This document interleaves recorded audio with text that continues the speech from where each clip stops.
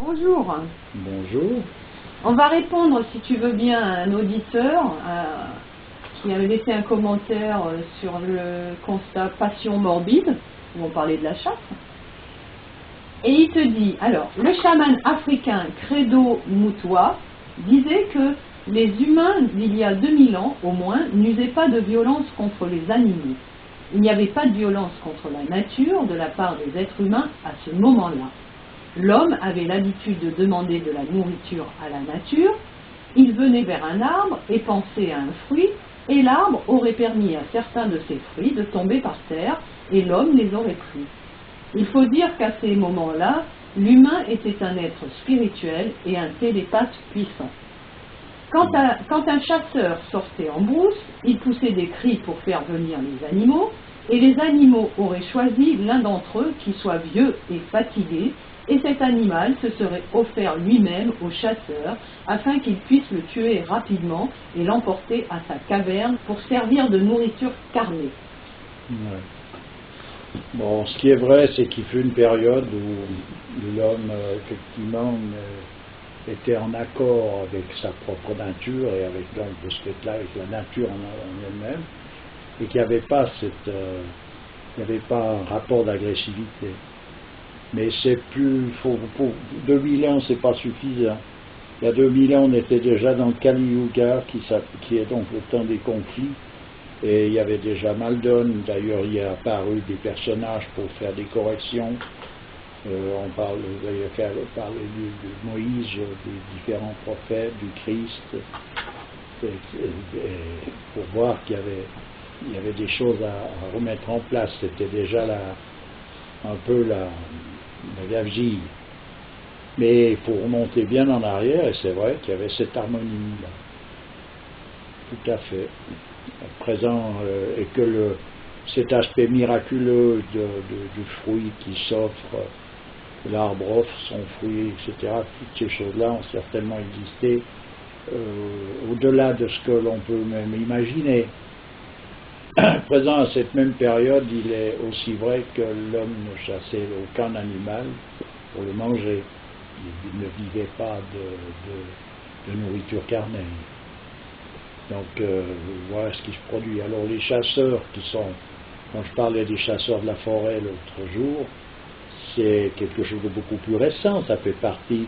C'est des chasseurs, cette façon de vivre et cet aspect que j'avais signalé sur le plan psychologique de leur attitude, disons, c'est quelque chose de récent, c'est quelque chose qui a été constaté au XXe siècle, encore au début du XXe siècle, dans certaines forêts tropicales où il y avait encore des personnages qui vivaient loin de toute civilisation.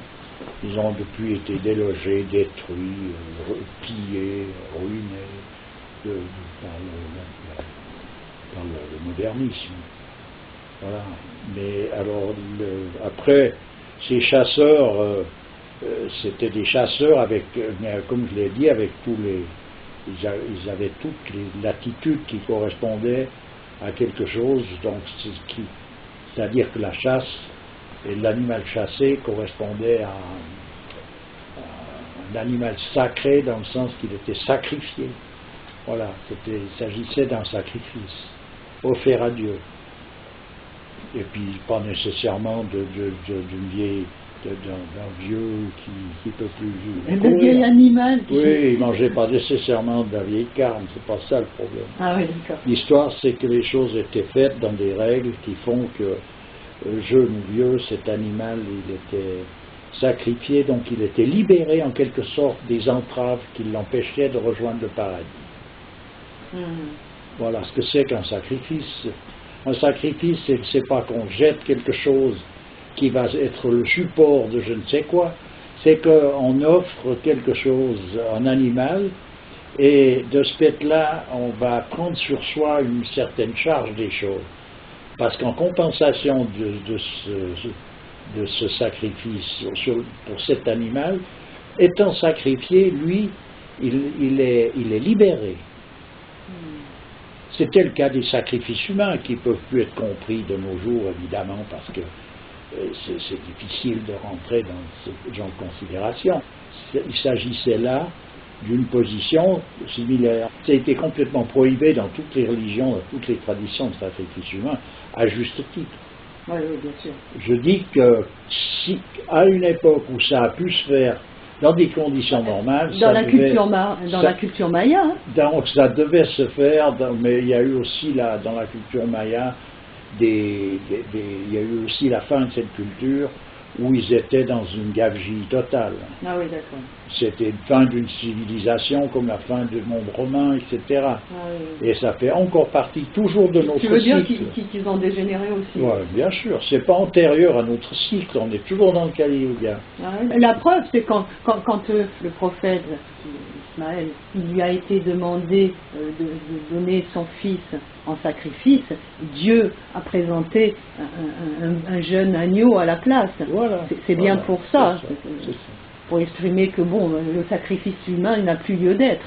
Voilà, et puis enfin, disons, voilà, là j'ai juste signalé ça en passant pour signaler que tout se faisait selon une position qui est donc la position du sacrifice, et le sacrifié est donc libéré de toute charge, et libéré de toute contrainte. Voilà. C'est tout ce que je voulais surtout oui, et puis, signaler.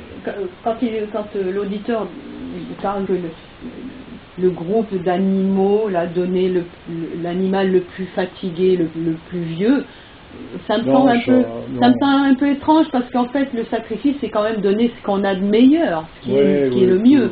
Oui, non, mais là c'est des considérations qui sont plutôt d'ordre sentimental. Ah bon. Ce qui fait dire ça, c'est voilà. Les vieux, c'est au rencard.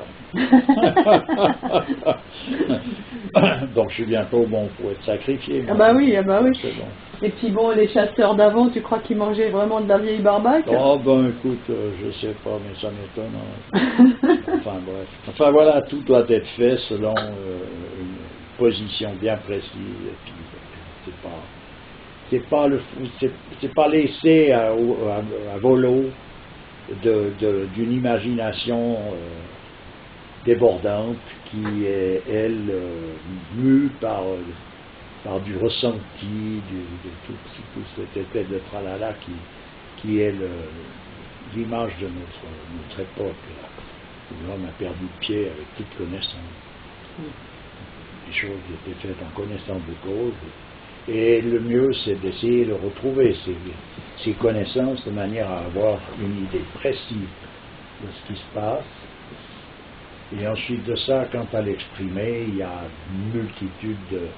On va toujours à la limite des possibilités, mais on ne peut pas aller plus loin.